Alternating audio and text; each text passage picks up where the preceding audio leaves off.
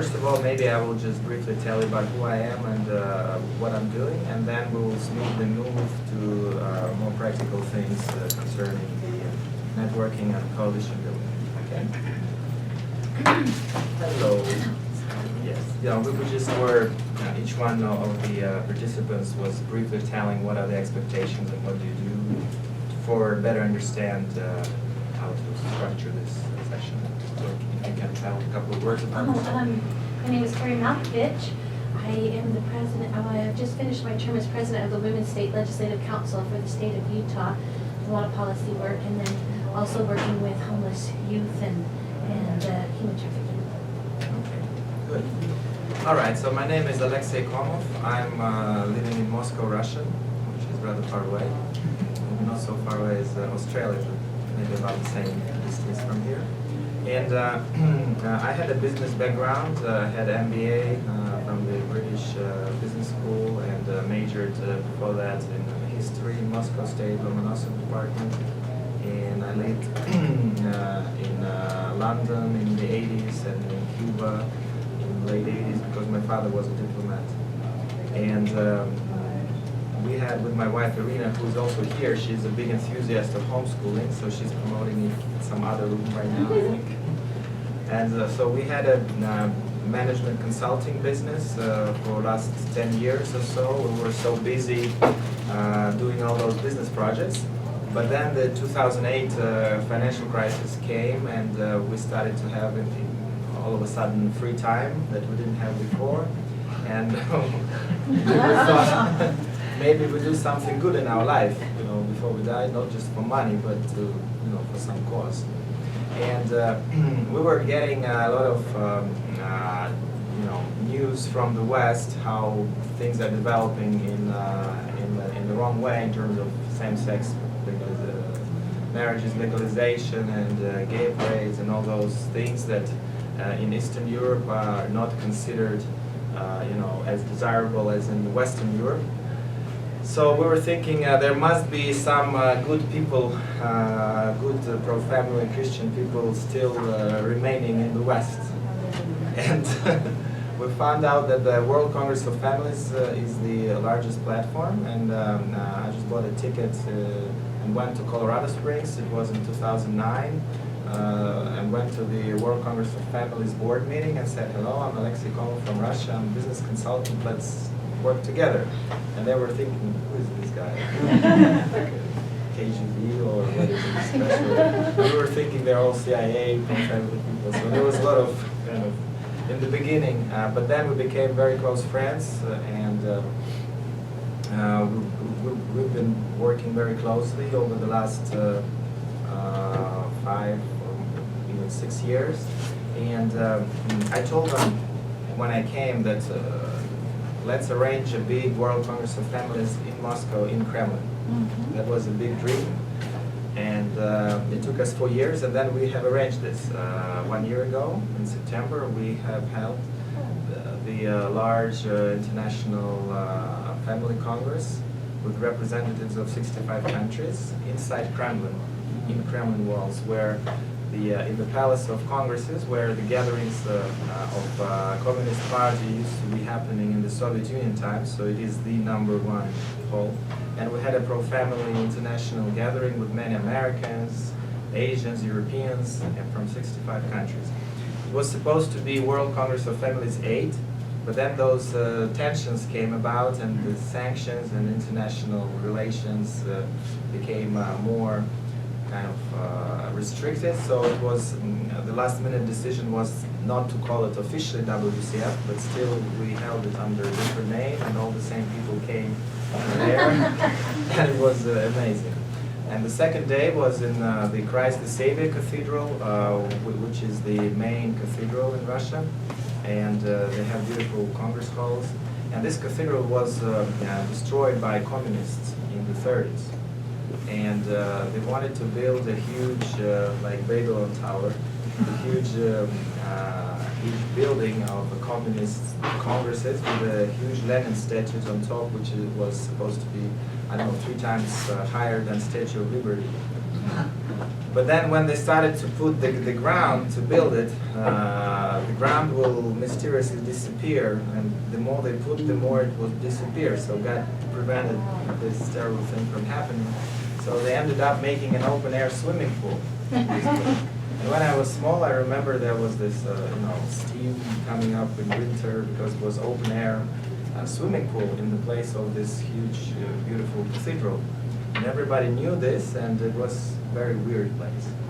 But then, with God's help, we have rebuilt it according to the old drawings, but made it even more beautiful with the beautiful Congress hall facilities, and that is exactly where we have this meeting. And I must tell that in the last 25 years, we witnessed a huge Christian and spiritual revival in Russia. And we have built more than 30,000 new churches in Russia in the last 20 years. Right now, there is a program to build 200 new churches in Moscow only. And CNN, BBC, they don't tell you all those things, so I'm telling you that there are many good things that happen in Russia, not only bad things that the mass media always convey. There is a lot of demonization of Russia, but you should know that also there are many good things. Just to give you some figures, before Communist Revolution in 1917, there were around 100,000 churches in Russian Empire, as it was called at that time. And then the communists, they had destroyed or closed down almost all of the churches. Only 100 were left after 20 years. And Soviet Russia was the first country in the world to legalize abortion right after the revolution, decriminalize homosexuality, easy divorce was introduced, and free love, and all those sexual revolutionary concepts that you have experienced in the 60s, they were all tested in Russia back in the 20s. So we in Russia have suffered more than any other nation during those 70 years of persecutions. And after this, in the last 25 years, there is a huge spiritual revival with many new churches being opened. And so after establishing those contacts, as I said, with the World Congress of Families, we have arranged the first demographic summit in Moscow in 2011. And many friends from America, Europe, they came there. And this helped to raise awareness because in Russia the birth rates were very low as in other developed nations. They were around 1.2 babies per woman over her lifetime on average. And just to maintain the current level of population, you need 2.1 babies over life of a woman. So, and 90s were turbulent times with many difficulties in Russia. And so, after 2000, things started to normalize, and the awareness of those problems started to grow, and our demographic summit international event also helped in this. And one day after this event, there was a favorable law restricting abortion that was passed in Russia, and we were sending many letters to all the legislators, and really we were spreading and promoting this idea that we need to do something to promote family values, to strengthen this, and limit IPPF, International Planned Parenthood, and other bad things. George Soros and his NGOs were very active in Russia in the 90s, and they have written basically all the school books, and they tried to do a lot of bad things that were against the traditional culture. And so, also after this demographic summit, there were several good laws passed. For example, the Russian state now gives equivalent of $10,000 for each second child born in a family. And for a third child, they give a free land. It's not so easy to receive. You need to fill many papers, bureaucratic procedures, but still, this is what is what is available. And that sends a very positive signal to the families that more babies are welcome, and things that then the fertility rate have increased, I think, to 1.7, now 1.8, which is still below the replacement level. It's higher than 1.2 as it was in the 90s. Also, for a year or more, we have a complete ban on abortions in Russia, so you cannot advertise, not ban on abortions, a ban on advertising of abortions. And abortions are restricted only in the later month. You can do it if there are certain conditions met. Oh, in the first month, I'm sorry, in the first month, first 3 months, and later it's it's rather restricted. So also we have this famous law that bans aggressive homosexual propaganda to minors and children, and it just says that children should not be bombarded with aggressive, gender, LGBT propaganda when they're minors. So for adults, it's fine. There are many open gay nightclubs in Moscow. You can go on the web and see there are dozens or even hundreds of them all over Russia. So nobody's really persecuting gays as mass media try to portray. But what it does, this law just protects the children. But after this law was passed, the gay lobby and lesbian lobby, they became very angry at Russia, and the international campaign was started to boycott Sochi Olympic Games. And US President Barack Obama and other leaders, Cameron and others in Western Europe, they boycotted Sochi Olympics because of this discrimination against gay people. And I'm just wondering what Olympic Games have to do with this issue, because Olympic Games are supposed to be about health and sports, and we know that statistically, gay lifestyle is less healthy lifestyle than normal straight people, because statistically, gay people suffer more often from different diseases or depression or drug or alcohol abuse. Suicide rate is higher. Just statistics give us, so it's not clear why Olympic Games, which were about health and sports, were so much associated.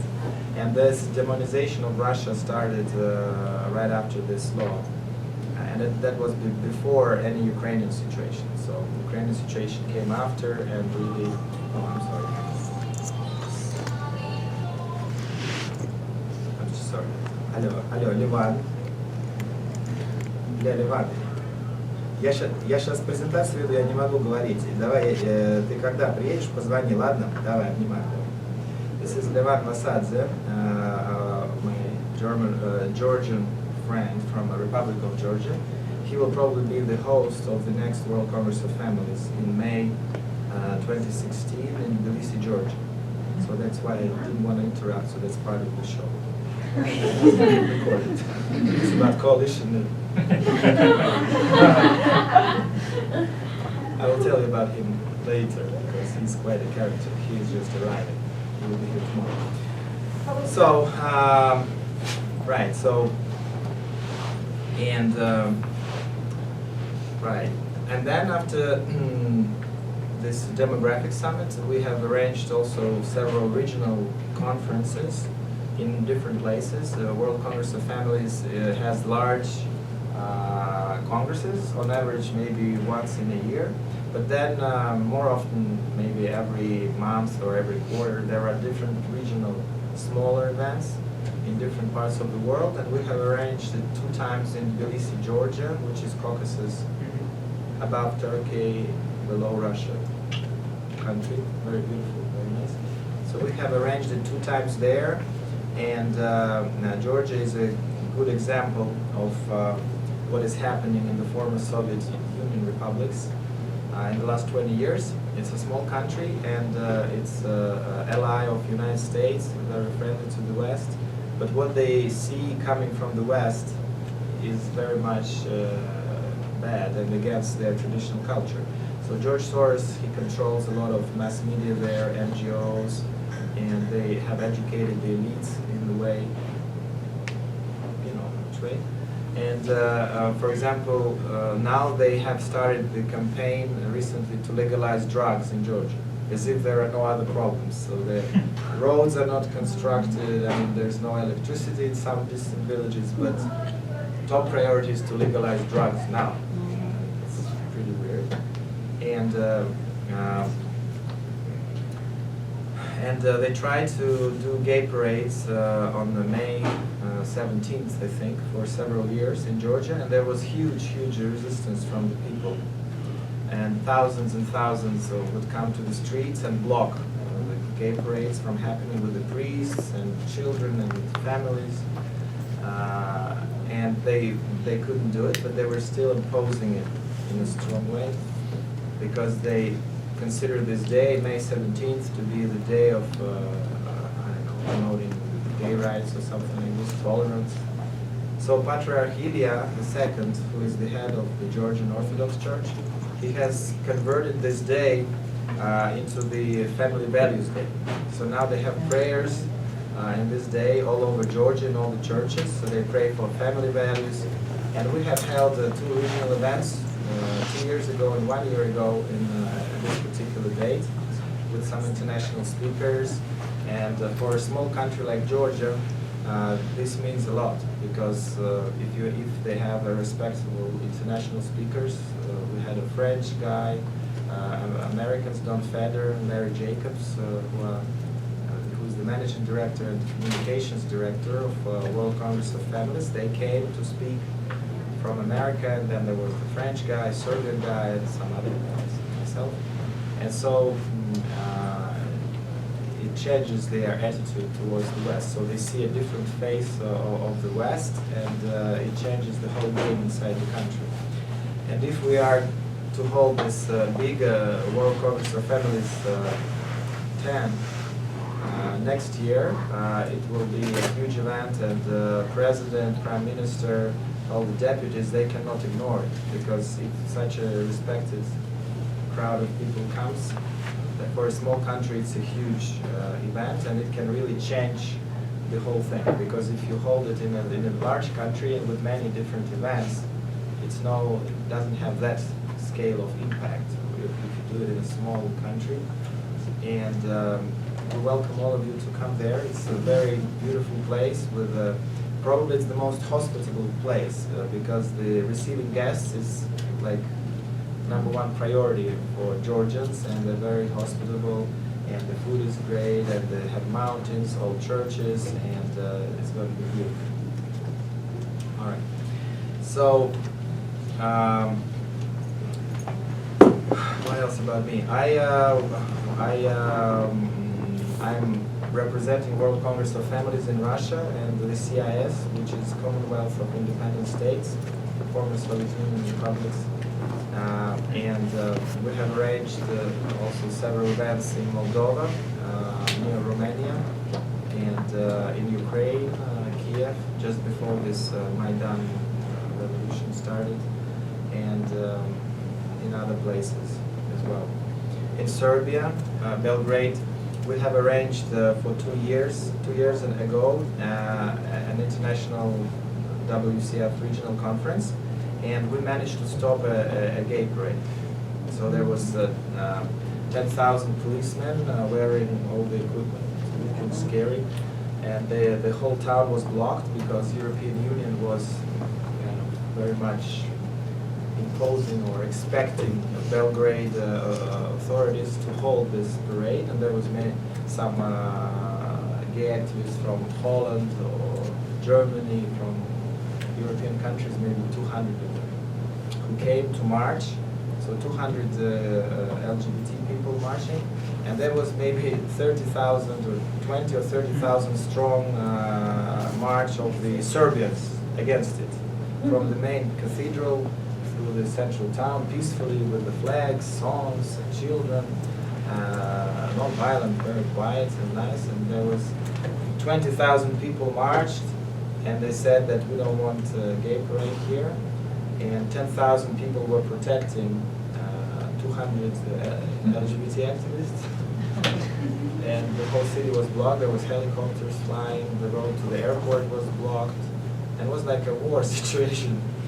And maybe 95+% of the Serbian population is very strongly against holding gay parades because little children can see it. It's in the middle of the town. And so we were standing right in front of those policemen until midnight, and the government was they were taking decision. They were holding urgent meetings to decide whether to hold it next morning or not. And we were waiting for this decision in front of the policemen, singing songs. And then there was a big fiesta and party because they just announced that the government decided to cancel gay parade tomorrow morning. So said, yeah, celebration, and that was the victory. But then last year we also held this event, but they pushed more and more, European Union, and they managed to hold this parade despite the protests, because the government of Serbia is very much under pressure, and they say if you don't do it, we will cut the financial aid, we will cut the infrastructure development, we will cut everything. So they tie gay agenda, right, with the financial support from European Union, United Nations, and all this. This is the same in Africa. Very, very same. You know. Or in the Caribbean. Yeah, Caribbean, and this is what they do, and this is very sad. There was an open letter just 2 days ago, signed I think by 40 or something like this U.S. congressman. I was told, I didn't see it. I didn't see it, but I was told by somebody here that there was an open letter from 40 U.S. congressmen urging government of Ukraine to allow gay parades and gay rights. Otherwise, the financial aid will be stopped. Yeah, it is. It is not good. So that is what is happening, and also this is the case in Africa. I think in Nigeria, they pressed Uganda. Yeah, so they were pressuring the local governments to really do all those things. Okay, and just turn it up. All right, but there is a good news today. Chinese government, Communist Party, has taken official decision. Now they have not one-child policy, but two-child policy, and it's happening during World Congress of Families. Yes. And they have they estimate that 400 million lives didn't appear because of these restrictions. One-child policy, since '79 they had this, and they have now gender disproportions. Officially they say it's 30 or 40 million more boys than girls, but unofficially I think it's much more. And it means that because girls are aborted, because Chinese culture, they traditionally want boys, and if you have many millions more boys that cannot find wives, it becomes problematic. And also they have huge amount of elderly people and not enough young people to support. So the pension system or the social welfare security system cannot function well. So they realize that now it's time to change it. And there were some talks that some Chinese leaders, they suggested that even to make it obligatory to have two children. Because if the Communist Party decides, central planning, and but then they stopped it. So it's like, if you want, you can have two children. It sounds like this. And Steve Mosher, who is the head of Population Research Institute from Washington, he should be speaking here. He was probably the first Western researcher to go to China. He was there in the 70s, and he was really reporting on terrible practices in China, of these forced abortions and terrible things. But you see now that there are positive changes. And okay, so I'm also an ambassador of World Congress of Families to the United Nations. And what it means is that Howard Center, that is the parent organization of World Congress of Families, is registered at the ECOSOC, Economic Social Council of the UN, and we periodically present some white papers or other analytical research papers arguing that it's important to support natural family at the UN, and there is a whole coalition of different NGOs that are trying to defend natural family because it's under threat.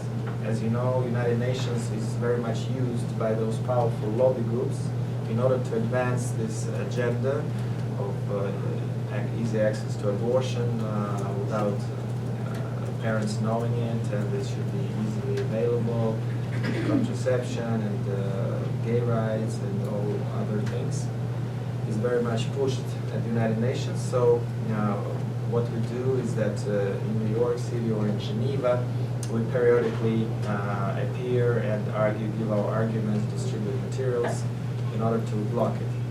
And I must say that probably Eastern European countries, Russia included, Middle Eastern and African in particular, are the most pro-family right now, while all the Western governments and recently Latin American as well, unfortunately, they are very much under the influence of this agenda that destroys natural family.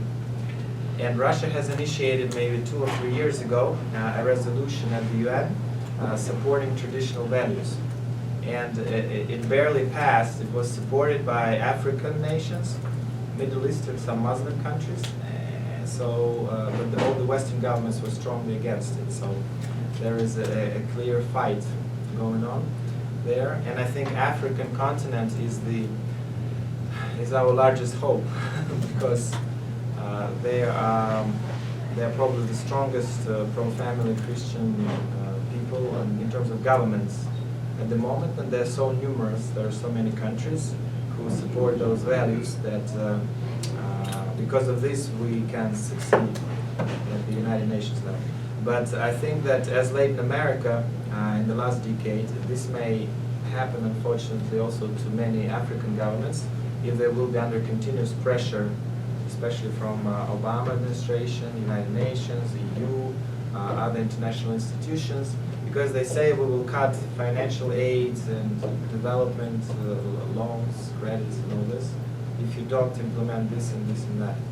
So there is a fight, and we hope that Africa stands strong. And you know, Teresa Okafor and other people from African countries, they're very strong fighters in this respect. Right. So also we have launched a TV channel recently, just in recent months, in Russia, which is called Tsargrad TV, and I'm actively involved in this project. And can you say that again, please? Tsargrad, TSARGRAD.TV, and probably we have the best studio in Moscow with the best view on Kremlin from the big windows, and on the Duma, Parliament, and Christ the Savior Cathedral. And we have a beautifully decorated studio with like in the church with the Christ the Savior Pantocrator. It's a dome in the church above the discussion table and columns, and it's nice. And we have the best equipment. Jack Hannick, who was has been the director of Fox News from New York from day one in 1995. For 15 years, he was a director. He got 2 Emmy Awards, Harvard graduate, and he was one of the first guys who started Fox News from scratch with Roger Ailes and Rupert Murdoch, and he knows how to do TV very well. So he came to Russia to help us build this. He lived 2.5 years in Moscow. Now he moved to Greece to consolidate TV projects there. And he helped us a lot to establish it according to all the latest international standards. And I'm also doing documentary films now on different topics internationally. And also we have one of the largest, also I work in one of the largest charity foundations in Russia, St. Basil the Great Charity Foundation, which supports hundreds and hundreds of different projects, and it's one of the main donors for the Russian Orthodox Church. And also I'm International Relations Director at the Patriarchal Commission on the Family, Protection of Motherhood and Childhood of the Russian Orthodox Church. And this is the church department in charge of protecting and promoting those values. And I must say that according to latest surveys, 82% of population of Russia say that they believe in God. And 70% are Orthodox Christians, maybe 2% Catholics, 2% Protestants, 7% Muslim, some Buddhists. But it's amazing that after 70 years of communist persecution against church and Christianity and other religions, now we have those numbers. So this is pretty amazing. Yes, so okay, so that's more or less what I'm doing now. So now we move to this networking and coalition building. This topic is very specific to the region where you operate, so it will be different in America than in Russia, Africa, Asia. But I can tell you from my experience what I find important in this respect. First of all, I think that you need to find a very good idea. So what is the basic idea that you want to promote? And this idea should be very attractive to people in your country or region. So in my case, I thought that establishing an international coalition of pro-family, conservative, Christian-oriented people around the world is a winning idea. Because I saw that, you know, in Russia we had this public sentiment, people started to go to churches a lot, and they started to be, because we have suffered so much under communism, so there was a huge counter reaction, so coming back to the roots, coming back to traditions, and government people, they just have the same rhetoric now, but they're using the public sentiments. They're not really creating them top down, but it's just the consensus, more or less. Of course, there are some atheistic, anti-church, influential lobby groups in Russia as well. And you know this punk band, this rioting girls, who performed in this Christ the Savior Cathedral, which was the one where we held our Congress of Families last year. And this is the one that was destroyed and then rebuilt. So it's a sacred place. It's a symbol of the main cathedral. And they chose it, this place, to do it. And then after they've done it, it was like a trap, because no matter what the church does, it's bad for publicity. Because if the church doesn't punish at all, it gives a signal that anybody can do blasphemous acts like this in any church without punishment, so which is not a good idea. If they are punished, then, oh, terrible church, they oppressed poor girls, you know, they were just performing the act, they were political opposition to Putin, the president, and they are punished severely. But it has nothing to do, it was not the point that they were against Putin or against church, but the fact that they were doing such things in the church, it needed some reaction. And so there was a huge campaign, as you know, oh, terrible, Russia, bad place, you know, poor girls. And they were VIP guests in New York, in England, and the governors, so mayors will receive them and give them all credit. So so we have those people who are strongly opposing this spiritual revival. But nevertheless, this is the fact of the day. And so, where was it? So you need to find the right idea. Okay. So because of this sentiment, I realized that the natural allies is the Republican Party and Tea Party that stands on the pro-family positions in the US, not the Democrats or the socialist leftist parties who used to be the allies of Soviet Union in the old times. But now the situation has changed dramatically, and I think that establishing international coalition based on the protecting family values is a winning concept, and that worked very well. And when I had this idea, I was, I started promoting it in Russia, and it took me 1 year. I was sending letters with some friends who are worked with me, and my wife. And for 1 year there was not much response, but after 1 year I managed to get support of the largest Russian charity foundation, St. Andrew I called Foundation, who has established the Sanctity of Motherhood program, supporting supporting these crisis pregnancy centers and other good initiatives. And then the St. Basil the Great Charity Foundation. So after it took me several years to get support of the largest Russian foundations and charity foundations, which allowed us to hold this large-scale event in the Kremlin at the end of the day. Okay, so I think that once you have this idea of the cause that you want to promote, be it adoption, as you mentioned, or any other thing, you need to frame it or put it in the words that are most attractive or understandable to your target audience. And then you need to find the natural allies. So who will be your allies that have the same interests?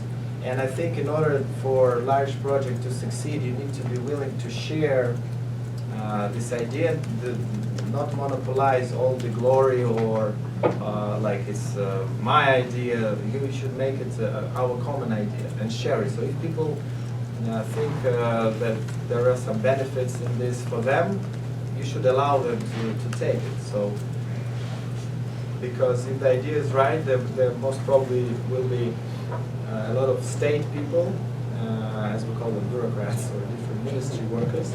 They're not the most creative people necessarily. So I think they have always deficit of good ideas. And it's difficult for the state workers, at least in Russia, maybe in the US they're fantastic. But, if the idea is really the winning idea, if they jump on it, if they start to report, up that we are supporting this Congress because it's important for demographic development in Russia, so they see their interest in this, and they will report and receive credit, medal, promotion. So you should allow all those things to happen, because you should have different stakeholders having their interests in this project, and you should be not holding it for yourself, but willing to share, I think, in order to succeed. And then I think it's important for any big project to succeed, you need to find some influential role models or opinion leaders to support it. So, for example, if you find a pro-family or I don't know, music singer or a sports star or a famous television person, and then you manage to get him on board, when you have one big name, at least in your communications, it raises the bar, it raises the credibility of the whole event. And then with this name on the list, you can attract many more. And then if you mention 2 or 3 important key organizations or people as your partners with their logos, it adds credibility to the whole thing. I think it's very important to identify also natural allies from the religious organizations, be it Orthodox Catholic Church, Protestant churches, or any other churches. Also in Russia we had the leader of the Muslim community of Russia, and Jewish community, and Catholics, Protestants, Orthodox, everybody coming. And in Russia, traditionally, Islam is more moderate, so we never had this aggressive Wahhabi, Salafi style Muslims. So they're more quiet people, so there were no tensions, no big tensions in history. So Muslims and Christians would live peacefully in Russia without any big problems. There are some problems who started in recent decades with this radicalization, and the young guys come to Saudi Arabia or other countries and they get radicalized, and when they come back they start to really change the situation to the worse. But traditionally, Islam and Islamic leaders, they have very good pro-family speeches, and also Jewish leaders, of course. So, but also the NGOs. So you need to identify what are the partner NGOs that you should work with, and you should have such a spin or angle on this issue that is attractive to this particular NGO. So everybody should have their interest in promoting this idea, and they should realize that there are many benefits. So if we succeed together, and it will be beneficial for everyone. Right. Also very important is to have a professional look of all the documents that you are sending out. So nice logo, well-structured communication materials, be it fundraising letters or PowerPoints. So this all should be done in a professional way. And we come from the business consulting background, so we know how to do it. Maybe if you are studying this, it's important to find some people who have a good taste and good ability to really make very nice looking documents, very seriously, very appealing. And yeah. Also, there are, if you want to organize a special event, there are professional events organizing companies. And we have here two guys who run such company. It's Stephen Brown and Thomas Hall. They're just here working. If any of you are interested, I can introduce you after this session to them, and they have a beautiful portfolio in organizing events. So we're now thinking to maybe use them for arranging the next WCF in Tbilisi, Georgia. So if you just to establish a contact, they will send you their information, so I'm ready to connect you with them. Also, there are professional consultants and there are professional companies in terms of fundraising and direct mail or other communications. There is a stand in this where we have the booth of one of those companies that does consulting on how to do fundraising through direct mail, and if you want to consult with them, it's available in this booth area, where is the large eating area. Exhibition hall, right? So one of them is the fundraising consultants. Also, there is in Washington D.C. there is a Leadership Institute. I don't know if you have heard of it. Until recently, Miguel Moreno, the guy from Bolivia, a close friend of mine, he was running the international training. Training sessions that they were arranging all over the world, and they would invite brilliant speakers. I remember Stefan Klaus, for example. He was teaching how to speak publicly, how to move, how to talk on the camera. They will have a professional training exercises. They will record you on the video and then discuss it with you, how you should speak publicly, how you should make your communications clear, and fundraising techniques, social media, of course, this is of paramount importance. As you all know, I think all this Twitters, Facebooks, and groups on the social media, this is very important, especially to engage younger generation. And so Leadership Institute is a good good place to get all the techniques that you need, so I can refer you to this. Their website is theleadershipinstitute.org, I think. And Morton Blackwell is the leader, is the president of this, and they have nice offices in Clarendon, in Washington, D.C. And I was at their trainings several times, and then I was training people at the Leadership Institute, training sessions in Bolivia, in Mexico, and in other places. And it's not expensive, it's just several $100s, I think, for a 1-week course or something. So it's a good value for money proposition, not very expensive. And many young people go there. Okay. In terms of engagement with political parties, it's very different from country to country. And if you want to get to know more about those lobbying efforts or big campaigns, pro-life, pro-family, in the United States, Brian Brown is probably the best expert to give you more information. So if you want, you can find Brian Brown, or I can introduce you to him. He's one of the leading organizers of political campaigns for governors, senators, congressmen, and he was arranging this Proposition 8, I think, vote in California several years ago, and he raises millions and millions of dollars, and he's a friend of all the presidential candidates from the Republican side, so he's the great guy. He was speaking here yesterday, and if you want, I can connect you if you're interested in the political side of it.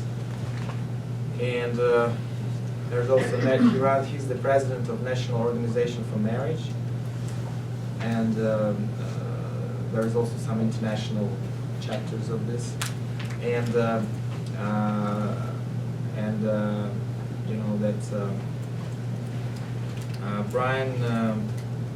Brian has prepared some papers, letters, stating the principles, pro-family principles that I think 4 presidential candidates have signed.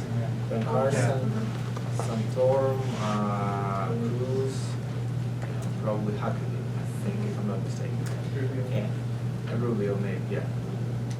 And I think Donald Trump refused to sign, or at least he replied. So this I don't know. This Brian will give you more information. This is what he mentioned during his speech, so I know about this. And okay, so in terms of fundraising, it's rather different because in Russia it's important to get support of large foundations or large businessmen or large charity foundations. So if you get support of 2, 3, or 4 large corporations, that's the best and easiest way to do it, because we don't have this tradition of small donations that millions of people give to you in Russia and Eastern Europe. But in America, as you know, America is the most giving nation in the world. I think that until recently there was $300 billion being donated by Americans for different causes. And I think, unfortunately, maybe 90% or more goes to these different, you know, leftist so-called initiatives like IPVF or George Soros or Bill and Melinda Gates Foundation or Ford Foundation and other foundations that are supporting, you know, they're not supporting pro-family values, but some smaller amount of money goes to the conservative causes. So there are some money available. You know, Bradley Foundation is one of the largest, and there are many others. And in terms of fundraising, a very effective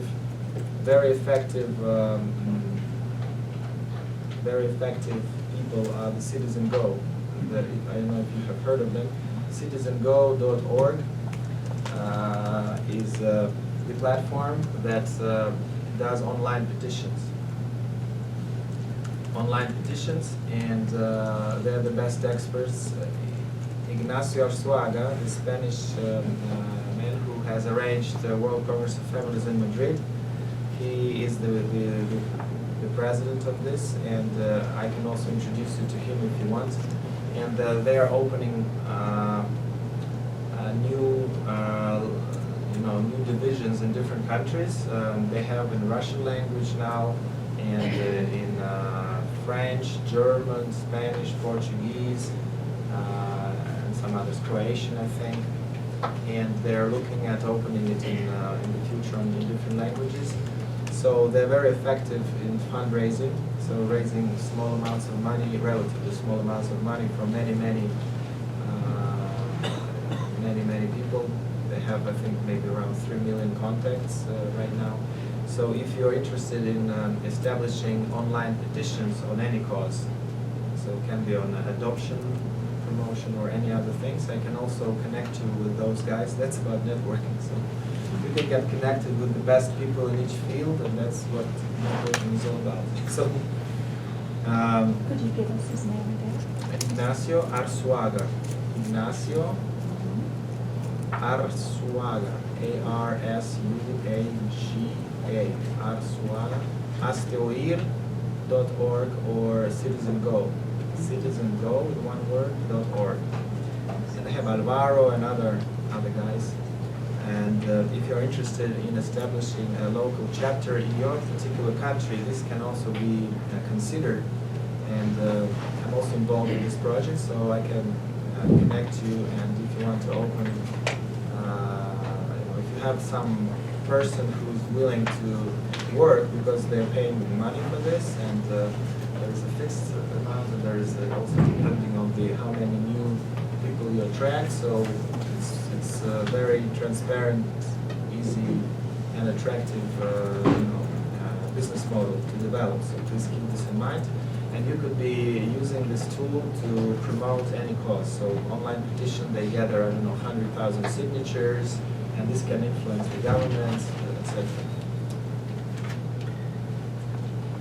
And this is not political parties related, but it's more independent. So pro-family movement in general, or different causes or urgent questions. The most successful fundraising campaign that Citizen Go has run until now was to support persecuted Christians in the Middle East.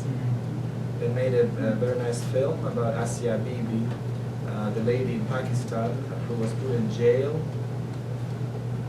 for her Christian beliefs, actually. And there was I was attending an event in Madrid half a year ago, where they had this special event organized, and Asia Bibi is a woman, Christian woman in Pakistan, who is in jail, and her husband and daughter were there speaking and crying and giving testimonies. It was a very powerful tool, and they have raised several $100,000, which were transferred to the victims of persecution, to the persecuted Christians in the Middle East.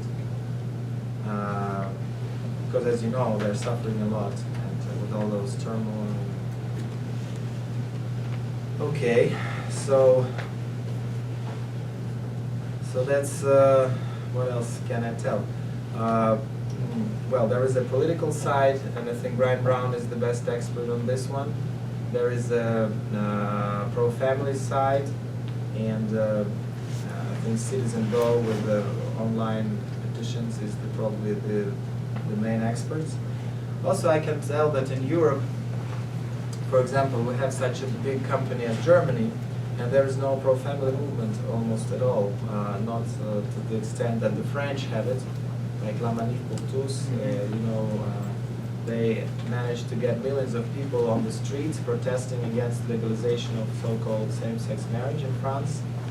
And in Spain, there were also hundreds of thousands of people marching, and Ignacio Arzuaga's organization, Astoir, they have mobilized a lot of people.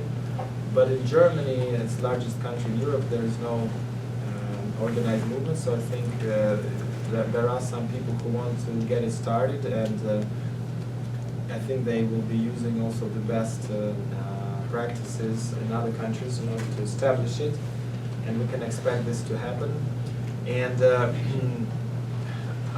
in France, this La Manif pour tous, manifestation for all, was a miracle, because it was probably the largest number of people in the streets for many, many decades.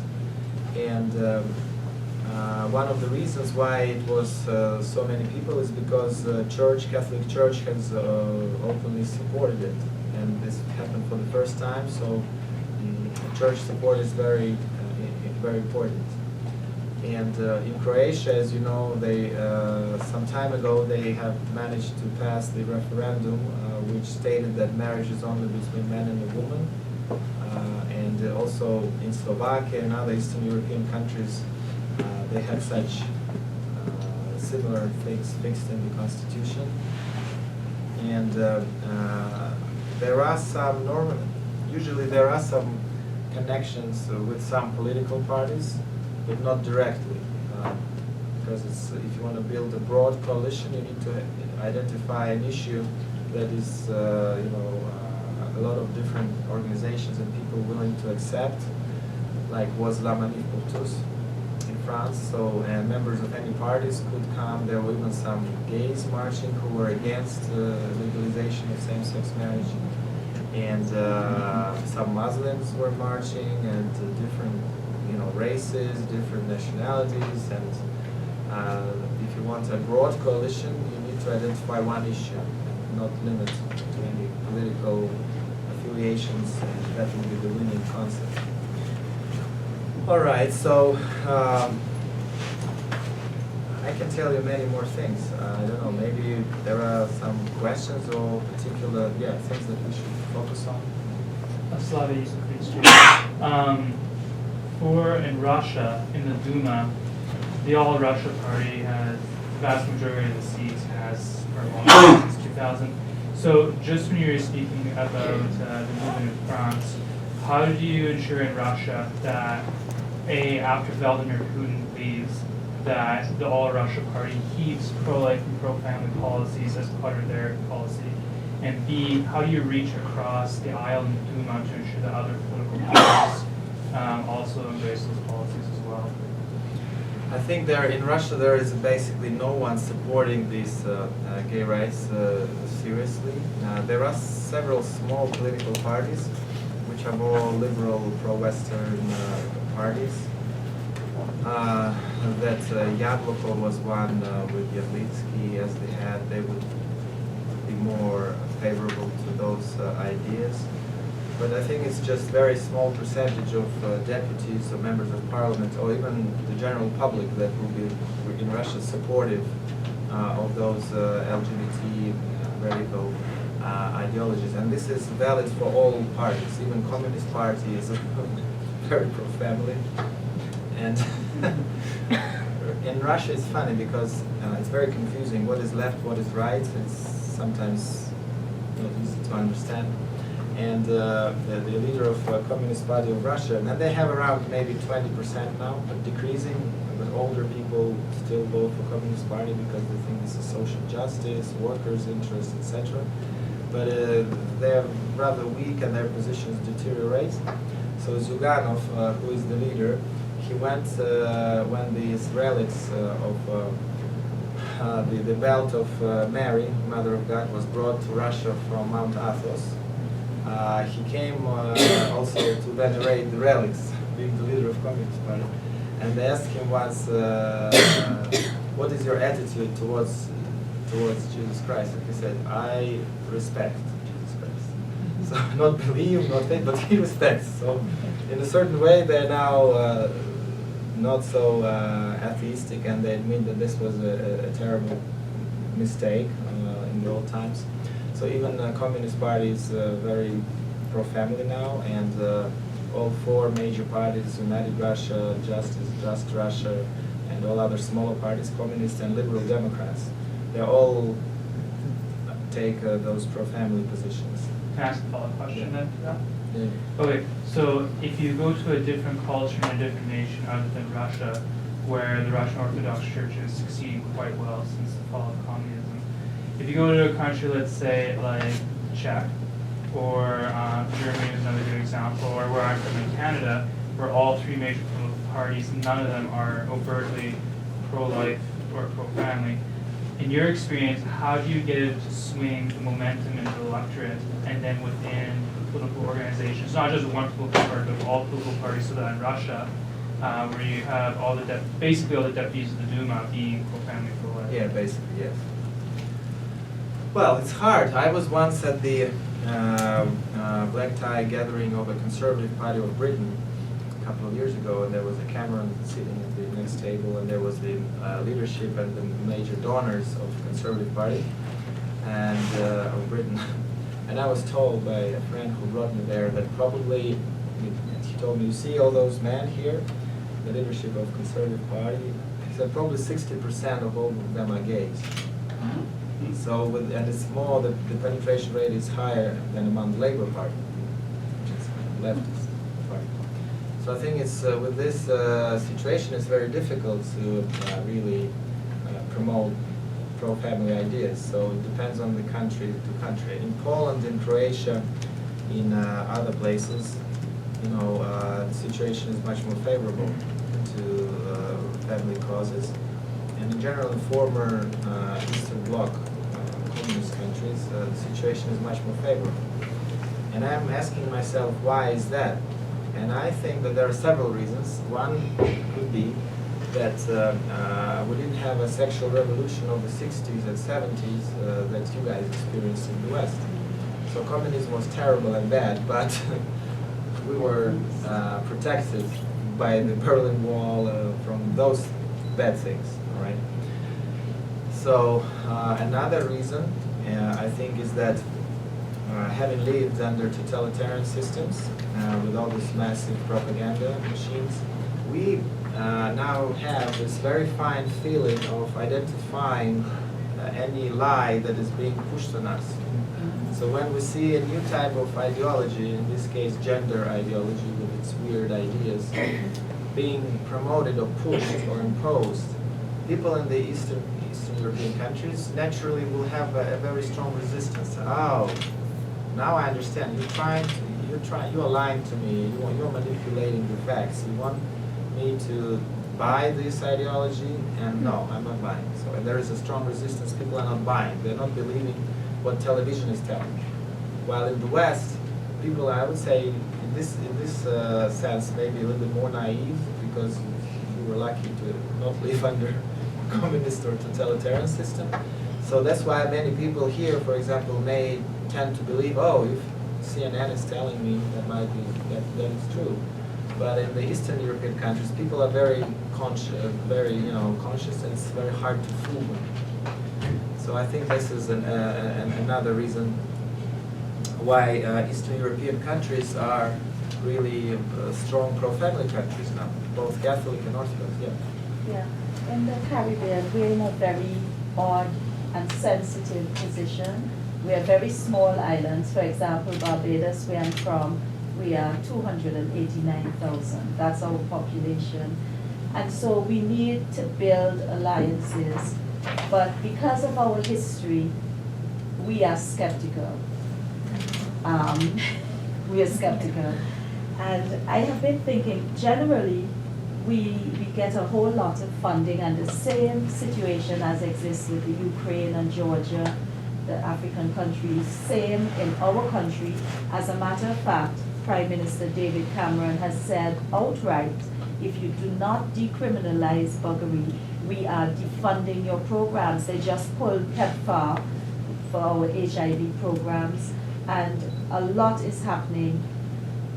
We are fighting, but the question is, where do we build these alliances? One of the things I'm thinking is that we might really have to look to the East, because culturally, our family values are very, very similar. In terms of the West, we have been fed a lot of very liberal, countercultural ideologies. And yet, we are bowing simply because we are tourist dependent. We have no natural resources, and therefore, it's almost as if, well, I call it bullying, economic bullying.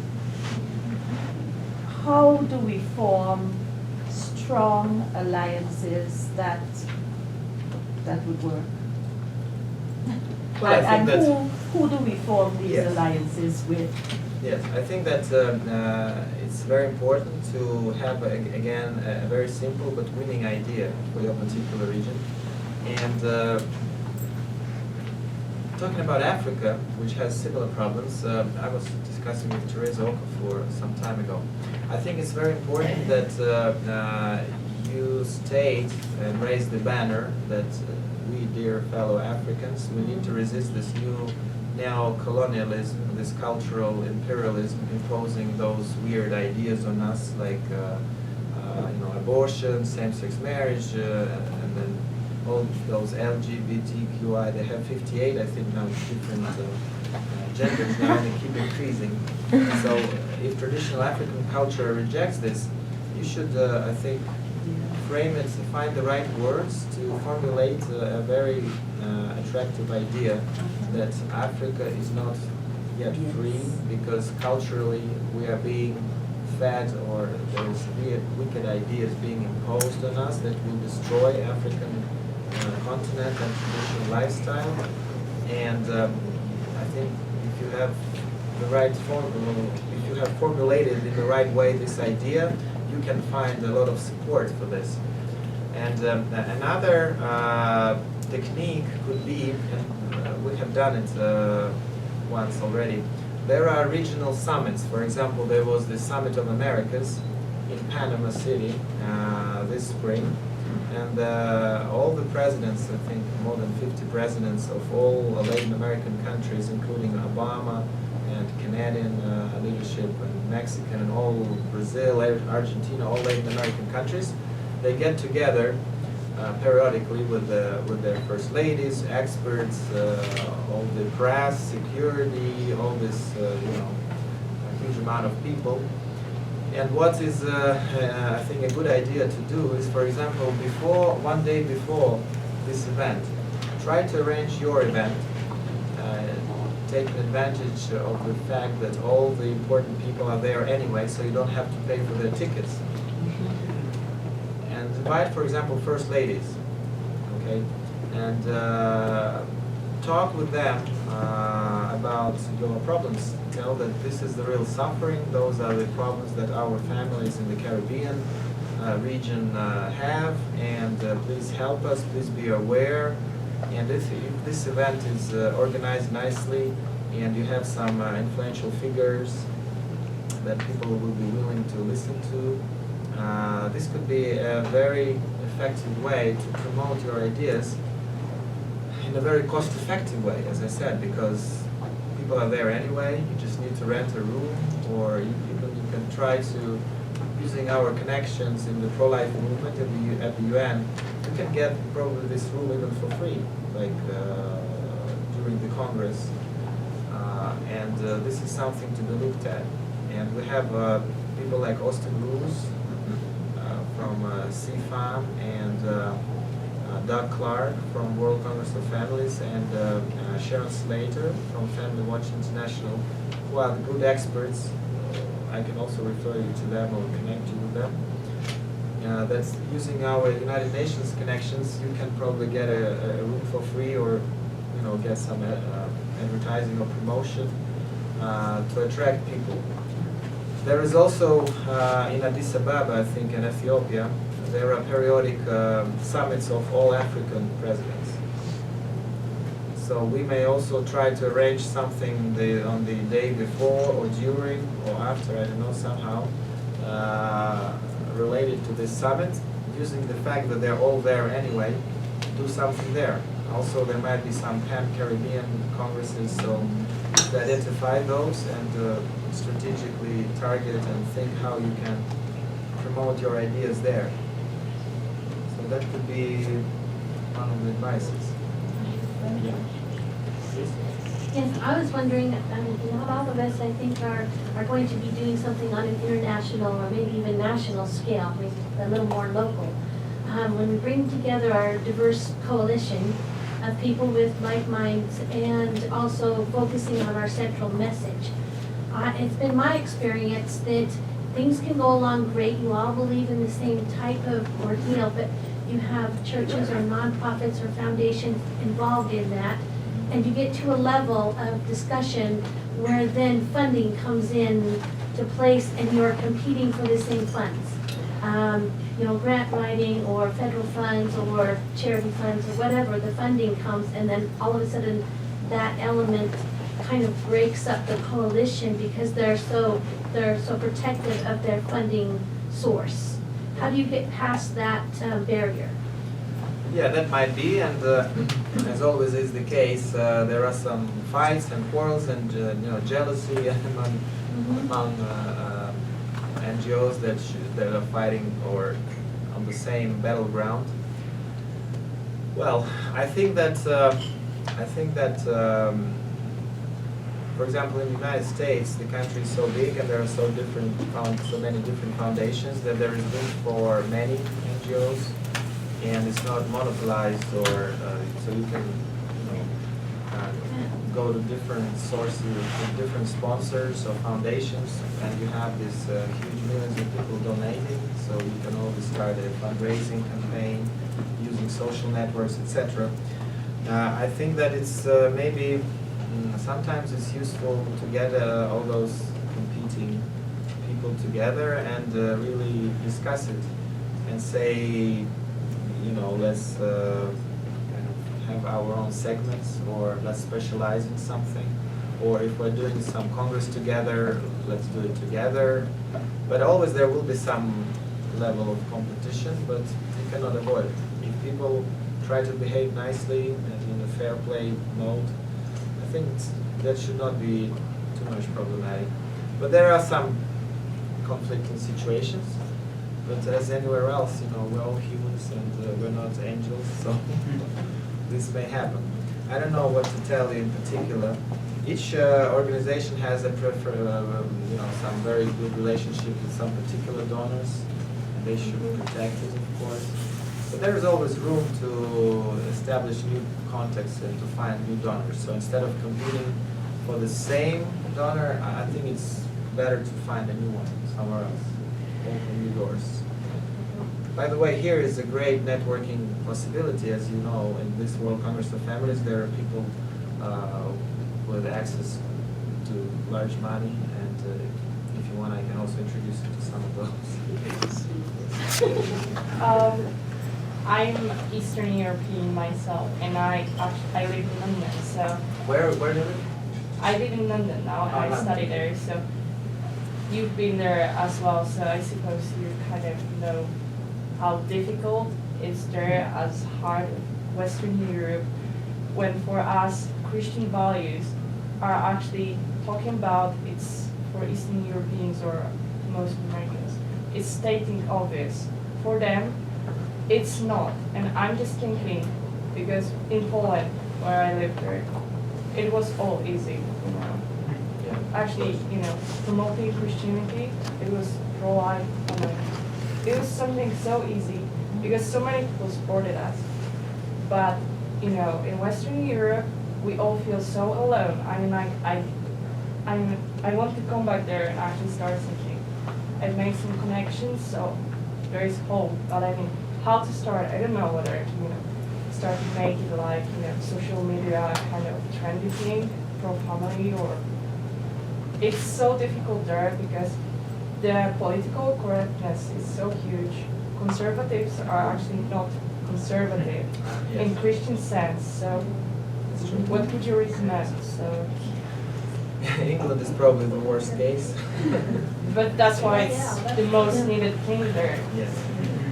I would say there is we're a minority in England and in Western European countries. We are a minority, but Christians were a minority in the old Roman Empire, also in the first ages, and this happened also in the Muslim, when the Muslim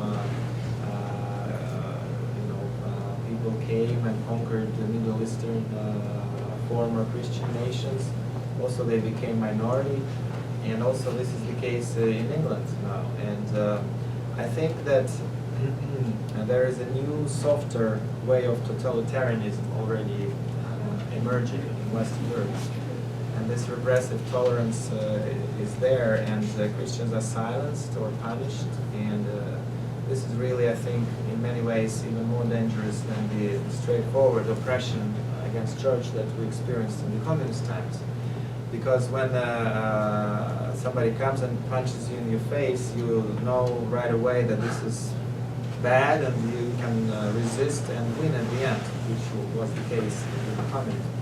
But if there is no enemy, everything is fine, MTV, I can go to Bahamas, vacations, choice. It's not clear where the enemy is and where what is the problem really. But the end result might well be that majority of people softly end up, in hell or in bad places, and their souls can be damaged living in this atmosphere of anti-Christian propaganda and television and mass culture. And it's like when you put a frog into the boiling water, it will immediately jump out and live. But if you put a frog into the cold water and start boiling it slowly, it will quietly die. So it's the same, this new softer version of totalitarianism in many ways is more dangerous than the communist one. And I think that here, having lived under communism in Eastern Europe, we can help our brothers and sisters in the West now to realize what exactly is the problem. Because they helped us to get rid of communism, the Western European. Now it's our turn to help them. So I think the question is very difficult what to do, in particular in England. I think we're a minority, but maybe there will be a growing resistance with years, because after 70 years of communism, Russia, and Poland in this case, Croatia, other countries, Slovakia, Christianity came back in big way. So there is hope that in the West, maybe after a certain period of testing this new lifestyle, maybe there will be a growing resistance. It's hard to tell. It's difficult. Yeah. I have the same question as her. I'm sorry, I'm not remembering her name. But this time in France. I come from France, and it's a very secular country. We are very attached to our Christian values, but at the same time, people are not religious at all. They don't care about God. They don't care about family. They would be very shocked if they knew about the existence of the World Congress of Families. For French people, the conservatives in the US are a subject of mockery. So what would you recommend to French people? But at the same time, French people came in millions to the streets in La Manif pour tous. Oh, yeah. So it was a lot of public activism, and it was a miracle after so many years after French Revolution with the égalité, fraternité, liberté. So. I was speaking in France at several congresses in Paris and in other places recently, and my feeling is that the French people, they're secular. They have this French Revolution already deep into their roots, but still there is a strong patriotic feelings in France. And for example, our friend Philippe de Villiers has opened a theme park in Beautiful, a couple of hours to the west of Paris, which in many ways is more successful even than the Walt Disney in Paris. And this theme park is based on the French history, and they have huge shows with, let's say, they have built a replica of Colosseum, Roman Colosseum. And the gladiators come and they fight, and there are lions and eagles and different animals, and it's hundreds and hundreds of people dressed as gladiators, and all the spectators, they are participating. And then there are Christians come to the stage, and their lions are eating them, or they try to eat them. So it's a very dynamic show, and but it has a Christian or Vive la France message at the end, so people become very motivated, very proud of the different periods of French history. There was Vikings attacking France and different periods, musketeers, etc. And because it's so popular, it proves that there are in France is not lost. I think France has a strong patriotic feelings, and I think that in France situation, I think, is better in many ways than in the UK. Yeah, it's true, and I didn't think of that, but the far right is slowly advancing. There are more and more people. In Front National? Exactly. Front National. which is gaining more and more importance because it stresses the importance of Christian values, and this is really embodied in Marine Le Pen. And I think she's doing a great job. And yes, that's true. I didn't think of that. Yes, it's rising, and it's probably maybe the case that Front National will be the #1 party soon in France. Yeah. Also Lega Nord in Italy, Matteo Salvini is the young leader. And now they have probably 20%, but they're growing. He became the most popular politician in the country, more than Berlusconi and Renzi, the current leader. So I think the right parties in Europe are on the rise, and there is a counter-reaction against this aggressive attack on the traditional human values and Christian values in Europe. And I think the situation is not lost, of course. I think England is probably the worst case. But on the continental Europe, I think the situation is there's much more hope. Also, Italy, Greece, France. Germany, it's emerging, the pro-family movement. It's not there yet, but I think it's coming. I think it's, having spoken about the French Revolution, I think that the next line of attack in several years to come might be transhumanism. Because those powerful anti-Christian elites, they already they want us to get rid of our gender identity right now, to liberate, as they call it, ourselves, to experiment. So we're not limited by gender identity. Before that, there was a strong attack against our religious identity. The French Revolution was probably one of the first major steps to change this. And then national identity, also we should get rid of our national identity, religious, now gender identity. But then the last step would be to get rid of our human identity in terms of let's liberate ourselves from the limits of our human nature. Let's become genetically modified beings. Let's swallow some pill, magic pill, and our memory will be much larger. Microchip in your head enhances your memory. Artificial hands, artificial legs, cyborgs, artificial intelligence, and technology is already there for many of those things. And you know that Hollywood is promoting those ideas in many films now. And very influential scientists and activists and rich people like NASA, Google, and many others, they're investing millions of dollars in merging nano technologies, information technologies, and cognitive technologies, how to transfer from ideas from the mind to give commands to your hand, if it's artificial, and things like this.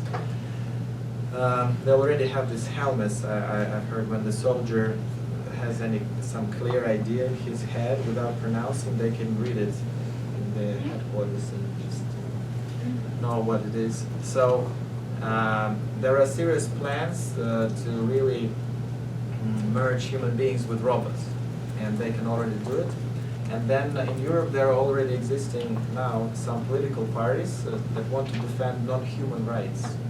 So after LGBT rights, there will be non-human rights. Rights of cyborgs, rights of genetically modified people, people with some, animals, parts or genes, and this is not a joke, this is a serious plan, because those people, they want, I think, to destroy completely God's given image.